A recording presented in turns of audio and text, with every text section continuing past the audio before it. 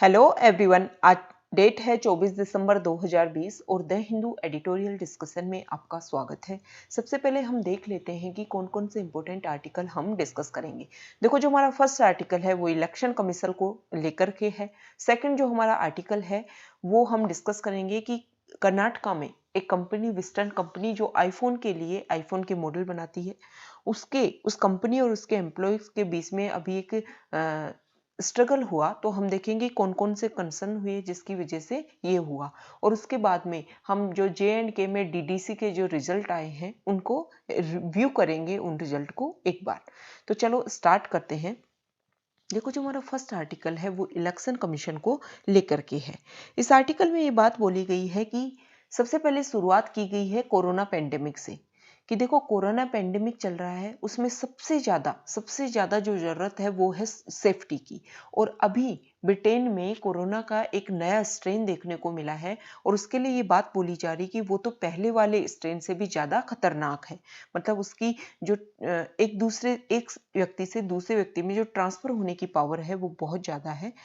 तो इस आर्टिकल में बोला गया है कि कोरोना खतरनाक है, लेकिन उसके पैरेलल में हर जगह क्या चल रहे हैं, इलेक्शन चल रहे हैं। अगर हम इंडिया की बात करें तो इंडिया में भी बिहार में चुनाव हुए, और हर राज्य में लोकल जो चुनाव हो रहे हैं लोकल बॉडीज के लिए वो रेगुलर चल रहे हैं। अभी जो DDC के रिजल्ट आए हैं जम्मू एंड कश्मीर में, तो हर जगह चुनाव चल रहे हैं उसी तरीके से जैसे ही मार्च में पेंडेमिक हुआ और हर जगह जब लॉकडाउन लगा था, तो लॉकडाउन के दौरान ही साउथ कोरिया में सबसे पहले चुनाव हुए, उसके बाद में US के प्रेसिडेंट के चुनाव हुए। तो हर जगह चुनाव चल रहे हैं। तो इस आर्टिकल में ये बोला गया है कि देखो, आर्टिकल 21 के तहत इंडिया के लोगों को राइट टू लाइफ एक फंडामेंटल राइट है, और उस फंडामेंटल राइट के तहत right to life fundamental right है, और उस राइट टू लाइफ के तहत ही हेल्थी लाइफ, हेल्थ की प्रोटेक्ट करना भी, हेल्थ को प्रोटेक्शन करना भी उसी राइट टू लाइफ का एक पार्ट है। तो हमारे इलेक्शन कमीशन को अभी तक उनका जो मोटो है वो है फ्री एंड फेयर, और अब सेफ भी होना चाहिए उनके इलेक्शन मोटो में। सबसे पहले हमारे जो बिहार में चुनाव हुए उसकी बात की गई कि देखो, जब बिहार में चुनाव हुए तो हमारे इलेक्शन कमीशन ने कोविड-19 के लिए जो गाइडलाइंस दी थी उनको अच्छे से फॉलो किया। उसकी वजह से हमारे यहाँ अच्छे से चुनाव संपन्न हो पाए। तो सबसे पहले हम देख लेते हैं कि इलेक्शन कमीशन ऑफ इंडिया ने कौन कौन सी गाइडलाइंस को फॉलो किया था। देखो, एक तो इलेक्शन कमीशन ने बिहार में वोटर्स पर बूथ उनकी संख्या को कम कर दिया था। मतलब पहले मान लो एक बूथ पर 1000 लोग वोट डालने आते थे, तो कोविड-19 के दौरान जो चुनाव हुए उनमें लगभग संख्या आधी कर दी गई या 1/4 ही कर दी गई। जैसे 1000 लोग थे, अब 250 लोग कर दिए गए, और बूथ की जो संख्या है उसको बढ़ा दिया गया। बूथ पर आने वाले हर व्यक्ति का, हर वोटर का टेस्ट किया गया, थर्मल स्क्रीनिंग की गई। और पोस्टर 80 साल से उम्र के जो ज्यादा लोग थे ना, ये इलेक्शन कमीशन के ने बहुत ही अच्छा काम किया कि 80 ईयर्स से अबोव एज वाले लोगों के लिए पोस्टल बैलेट का क्या दे दिया उन्होंने, पोस्टल बैलेट का ऑप्शन दे दिया कि आप वहां से, सीनियर सिटीजन लोग हैं वो घर से ही वोट कर सकते हैं। देखो, अभी ब्रिटेन में जो कोरोना का नया स्ट्रेन है वो काफी खतरनाक है, और अब हमारे इंडिया में आने वाले समय में 2021 में कम से कम 4-5 स्टेट्स में, जैसे केरला, तमिलनाडु, पुदुचेरी, वेस्ट बंगाल, असम, इसमें चुनाव है। और हमारी जो इलेक्शन कमीशन ऑफ इंडिया है उसको और ज्यादा दम लगाकर काम करना होगा। अब इस आर्टिकल में जो राइटर हैं उन्होंने लास्ट में कुछ क्या दिए हैं, अपने कुछ सजेशन दिए हैं कि इनको क्या कर सकता है इलेक्शन कमीशन, इनको भी यूज कर सकता है। तो क्या बोला है, सबसे पहले तो कि देखो, जो भी हमारे यहाँ पर पर्सनल काम करते हैं, जैसे इलेक्शन कमीशन में किसी की ड्यूटी लग रही है, तो जब भी वैक्सीनेशन हमारे इंडिया में आए, वैक्सीन का यूज किया जाए, तो उन लोगों का एक फंडामेंटल राइट होना चाहिए, उन लोगों को प्रेफरेंस दी जानी चाहिए कि वो, उनको सबसे पहले वैक्सीन दी जाए। दूसरा, इस आर्टिकल में बोला गया है कि देखो, जब लोग वोट देने आए तो उनके चेहरे पर मास्क अनिवार्य होना चाहिए। जैसे वोटर ID कार्ड उनके हाथ में अनिवार्य है वोट डालने के लिए, वैसे ही उनके मुंह पर, उनके माउथ पर मास्क मतलब अनिवार्य हो, कि अगर माउथ पर मास्क नहीं है तो उनको वोट देने नहीं दिया जाएगा। उसी तरीके से अगर व्यक्ति के पास वोटर ID कार्ड नहीं है तो उसको वोट नहीं दिया जाता है। तीसरा, इस आर्टिकल में बोला गया है कि जो हमारे सीनियर सिटीजन्स है ना, उनके लिए भी एक सलाह है कि सीनियर सिटीजन लोग जब भी वोट डालने का टाइम हो तो वो शुरुआती 3 घंटों में ही वोट डालकर आ जाए, ताकि और वो उसमें भी वो अलग अलग लाइनों में लग करके, मतलब दूर दूर खड़े होकर सोशल डिस्टेंसिंग मेंटेन करके वोट दें, ताकि उनकी जो एज है उन एज वालों को सबसे ज्यादा खतरा है और उनको कुछ भी परेशानी ना हो। तो ये इस आर्टिकल में सजेशन दिए गए हैं इलेक्शन कमीशन ऑफ इंडिया के लिए, और बिहार चुनाव में जो गाइडलाइंस फॉलो की गई उनको दोबारा से फॉलो किया जाना चाहिए। नेक्स्ट जो हमारा आर्टिकल है वो देखो, कर्नाटका की एक वेस्टर्न कंपनी है, उसमें स्ट्रगल देखने को मिला। तो इस आर्टिकल में ये बोला गया है कि इंडस्ट्रियल पीस के लिए जो हमारे एम्प्लॉय हैं, जो प्रोडक्शन कंपनी है और जो मेन कंपनी है और गवर्नमेंट है, इन सब में आपस में क्या होना चाहिए, कोऑर्डिनेशन होना चाहिए। जो लेबर लॉज है जो पुराने हो चुके हैं उनमें टाइम के साथ में चेंज होना चाहिए, ताकि वो ये चीजें जो स्ट्रगल देखने को मिलती हैं वो ना देखने को मिले। सबसे पहले हम देख लेते हैं कि प्रॉब्लम क्या थी। देखो, यहाँ के जो एम्प्लॉयज थे उन्होंने बात की कि जब कोरोना पेंडेमिक चल रहा था तो हम लोगों को काम करवाया गया, हम लोगों को रखा 21,000 पर गया था, लेकिन हमें जो सैलरी दी गई वो 13,000 रुपये दी गई। दूसरा, यहाँ के जो एम्प्लॉय थे उनका ये प्रॉब्लम थी कि हमें जब भी कोई प्रॉब्लम होती है, हमारे लिए यहाँ कोई बॉडी ही नहीं है जिनसे जाकर हम हमारी जो परेशानियां हैं वो शेयर कर सके। बस रेगुलर यहाँ पर तो सिर्फ काम और काम करवाया जाता है, और काम का इतना प्रेशर होता है कि ब्रेक भी नहीं होता है काम के बीच में। इसकी वजह से व्यक्ति फिजिकली और मेंटली परेशान रहने लग गए और उन्होंने वहां पर तोड़फोड़ मचा दी।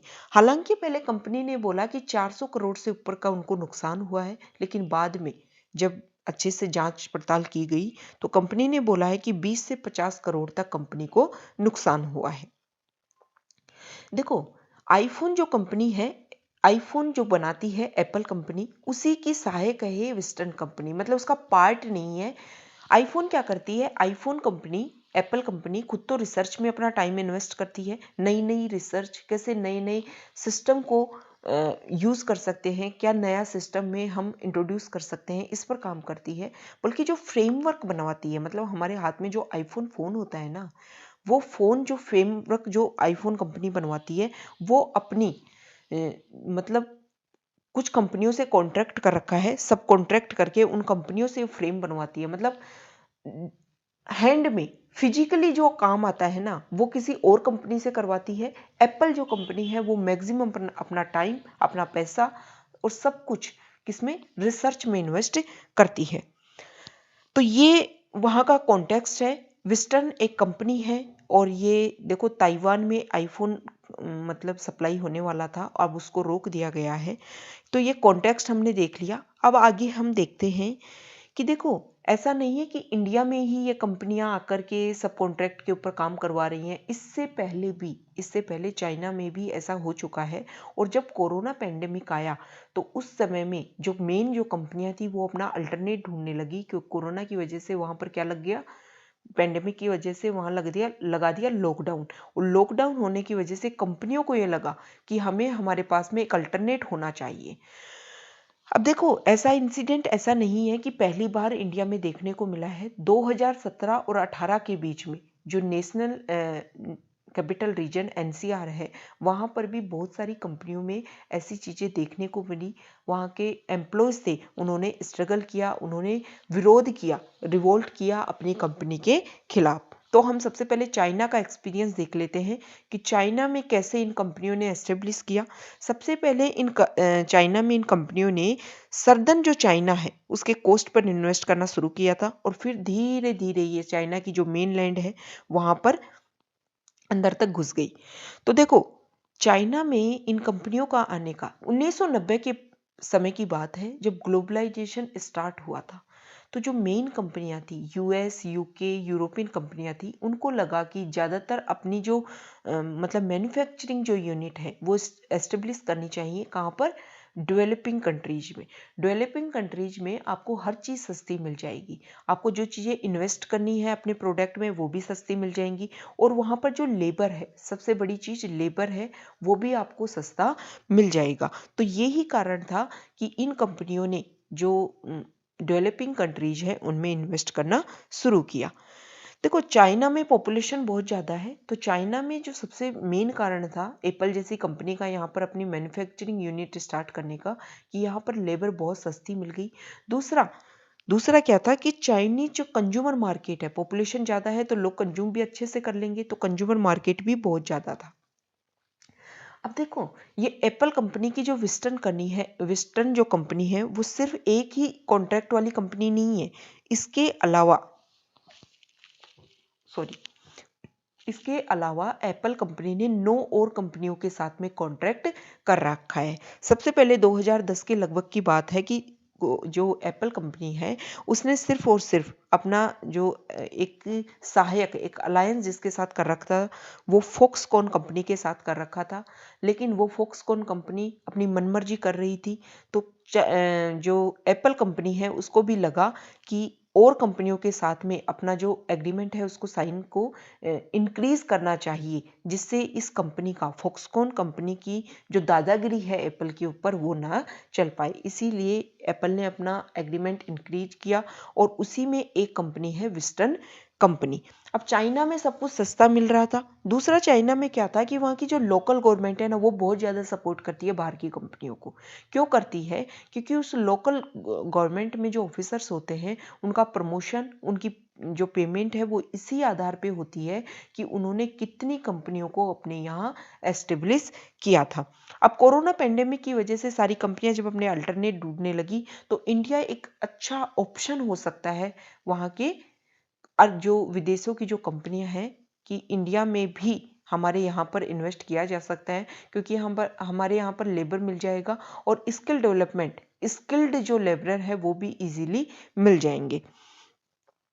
अब देख लेते हैं कि देखो हम कंसर्न देख लेते हैं कि यहाँ पर जो प्रॉब्लम हुई उसमें क्या क्या कंसर्न था, क्या क्या वजह थी कि ये प्रॉब्लम हुई। यहाँ के जो वेस्टर्न कंपनी के जो लोग हैं, जो एम्प्लॉय हैं, उन्होंने दंगे किए। सबसे पहला जो है कि देखो जो हाई टेक्नोलॉजी जो वाली कंपनी है वो अपनी मैन्युफैक्चरिंग यूनिट ऐसी जगह इस्टेब्लिश करना चाहती हैं जहाँ पर जो लेबर है वो चीप हो।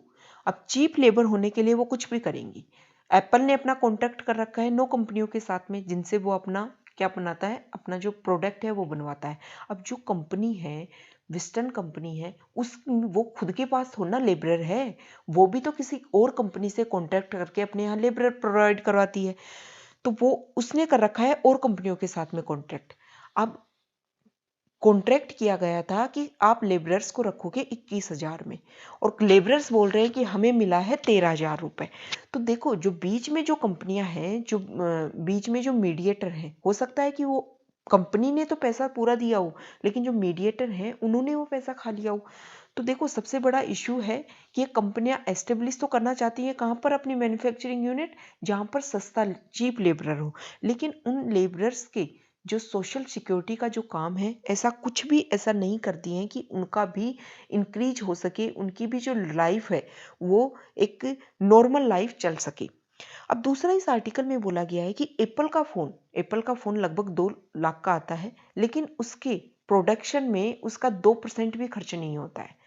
मतलब अगर एप्पल का 1 लाख का फोन है तो उसका तो जो कॉस्ट प्राइस है, मतलब जो प्रोडक्शन कॉस्ट है वो बहुत ही कम है अगर 2% के हिसाब से देखा जाए तो। दूसरा इस आर्टिकल में बोला गया है कि देखो जब इन कंपनी को मान लो एक एप्पल को अपना नया प्रोडक्ट लॉन्च करना है तो एप्पल प्रेशर करेगा अपनी इस मैन्युफैक्चरिंग कंपनी के ऊपर, और ये वेस्टर्न कंपनी मान लो उसकी मैन्युफैक्चरिंग कंपनी है, ये किसके ऊपर करेगी, ये प्रेशर क्रिएट करती है अपने एम्प्लॉयज के ऊपर कि काम करो सिर्फ और सिर्फ काम करो। तो उससे क्या होता है, एम्प्लॉयज को काम करवाया जाता है। 12-12 घंटे की इनकी शिफ्ट होती थी इन लोगों की यहाँ पर वेस्टर्न कंपनी में, कोई ब्रेक नहीं होता था। इनके ऊपर जो सुपरवाइजर होते थे वो रेगुलर इनके ऊपर ध्यान रखते थे और इसकी वजह से इनके अंदर मेंटली और फिजिकली काफ़ी टेंशन क्रिएट होने लगी थी। देखो चाइना में जब इन कंपनियों ने वो किया था ना, चाइना में चीप लेबर तो था, चीप लेबर्स की वजह से वहाँ पर इन्वेस्ट किया, लेकिन वहाँ भी डिप्रेशन की बहुत ज़्यादा शिकायत देखी गई। जो फोनकॉक्स जो कंपनी थी उसमें ये देखा गया 2010 के लगभग लोगों ने अपनी बिल्डिंग से कूद कूद करके क्या कर दिया था, सुसाइड कर लिया था, क्योंकि मेंटली बहुत परेशान हो चुके थे।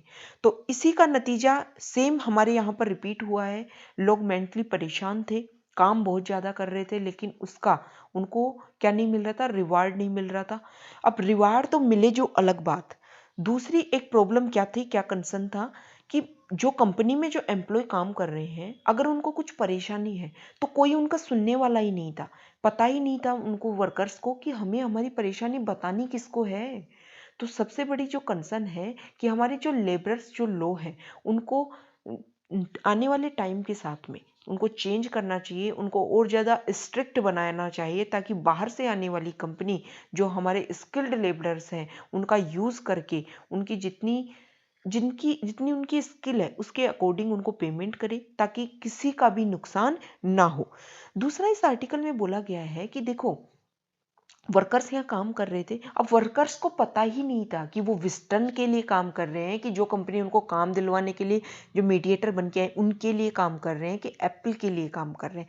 अब ये सारी चीज़ें धीरे धीरे करके उन लोगों के माइंड में क्या होने लगी, परेशानी क्रिएट होने लगी। और टाइम पर देखो वर्क किया जा रहा है लेकिन पैसा नहीं मिल रहा है, उसकी वजह से प्रेशर डिप्रेशन क्रिएट हुआ और उन्होंने फिर क्या कर दिया, यहाँ पर तोड़फोड़ मचा दी। नेक्स्ट एक कंसर्न और है इन मैन्युफैक्चरिंग कंपनियों के साथ में। देखो बहुत सारे स्टूडेंट्स यहाँ पर इंटर्नशिप करने आते हैं और ये कंपनियाँ क्या करती हैं कि इंटर्नशिप करने वाले जो बच्चे होते हैं उनका यूज़ कर लेती हैं, कहाँ पर, मैन्युफैक्चरिंग जो यूनिट होती है वहाँ पर। अब वो स्टूडेंट होते हैं, इंटर्न होते हैं, उनको पेमेंट देना नहीं होता, लेकिन उनको उनसे काम करवाते हैं वर्कर्स की तरह।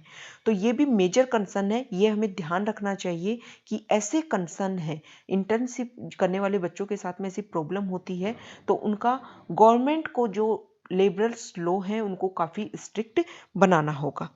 अब ये इम्पैक्ट हुआ है, ये जो इंसिडेंट हुआ है कर्नाटका में, उसका क्या इम्पैक्ट होगा इंडिया के ऊपर, बहुत सारी कंपनियां जो इंडिया में इन्वेस्ट करने वाली थी उस पर क्या इम्पैक्ट होने वाला है।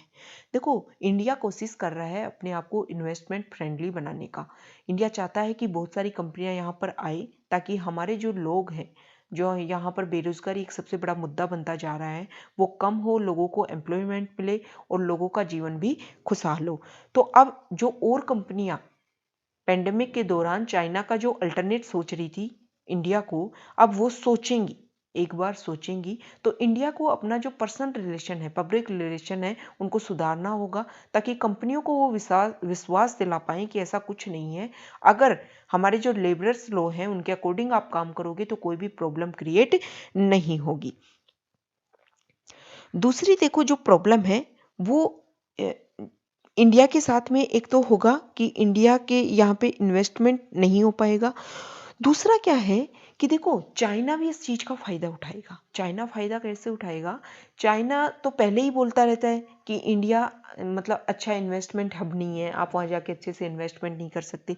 तो चाइना बोलेगा देखो हम तो पहले ही बोल रहे थे कि आप हमारा अल्टरनेट मत सोचो, हमारे यहाँ पर सब कुछ है, हमारी जो गवर्नमेंट है वो आपका सहायता भी करेगी, आपके यहाँ चीप लेबर भी मिलेगा आपको, और हमारा जो मार्केट है वो भी अवेलेबल रहेगा कि आप उसमें अपने प्रोडक्ट को बेच सकते हो। तो चाइना इस चीज़ का फ़ायदा उठा सकता है। तो ये हमारा डिस्कशन था किसको लेकर के, लेबरर लॉ को लेकर के। नेक्स्ट जो हमारा आर्टिकल है वो देखो, जम्मू एंड कश्मीर यूटी में डीडीसी के चुनाव संपन्न हुए हैं, डिस्ट्रिक्ट डेवलपमेंट काउंसिल के पोल समाप्त हुए और उसमें वहाँ की जो लोकल बॉडीज़ थी, लोकल जो पार्टीज़ थी, उनको सपोर्ट मिला है।